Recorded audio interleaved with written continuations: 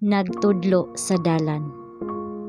Jeremias kapitulo 42 bersikulo 3. Aron si Jehovah nga imong Dios magapakita kanamo sa dalan nga angay namo nga pagalaktan ug sa butang nga angay namong pagabuhaton. Ang paghunahuna sa katahom, pagkamaayo, kaluoy ug ugma ni Hesus maoy makapalig-on sa mga gahom sa pangisip ug moral. Ug samtang ang hunahuna gitipigan nga nabansay sa pagbuhat sa mga buhat ni Kristo, aron mahimong masinugtanon nga mga anak, kamo kanunay nga mangutana. Mao ba kini ang paagi sa Ginoo? Malipay ba si Jesus nga ako kining buhaton? Daghan ang kinahanglang maghimog desididong kausaban sa tenor sa ilang mga nahuna ug mga lihok kung sila gusto makapahimuot kang Jesus. Panagsara natong makita ang atong mga sala sa mabugat nga kahayag nga mahimo sa Dios.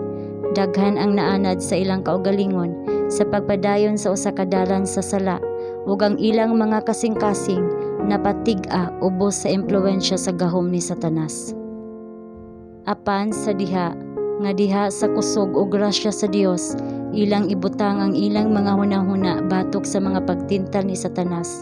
Ang ilang mga hunahuna matinaw. Ang ilang mga kasing-kasing ug mga konsensya pinaagi sa pag-impluwensya sa Espiritu sa Dios nahimong sensitibo. Ug unya ang sala makita nga ingon niini, hilabihan ka makasasala.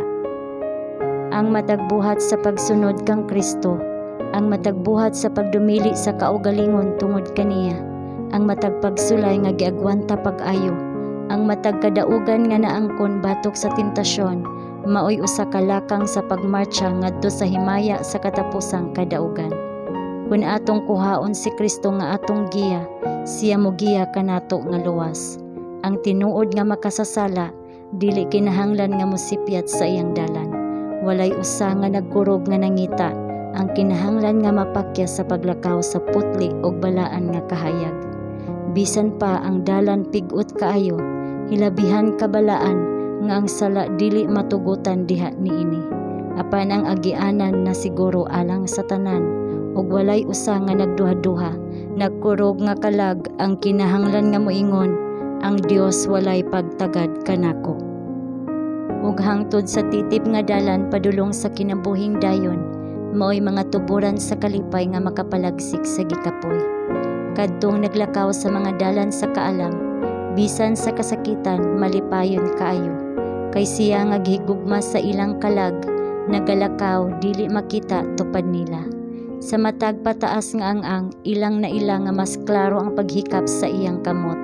Sa matag lakang, mas hayag nga mga silaw sa himaya gikan sa dili makita nahulog sa ilang agianan.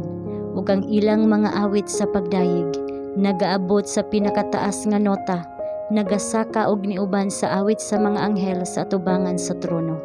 Ang alagianan sa matarong ingon sa banag-banag sa kahayag nga nagakasanag sa kahayag ngadto sa pagkahingpit sa adlaw. Proverbio kapitulo 4 bersikulo 18.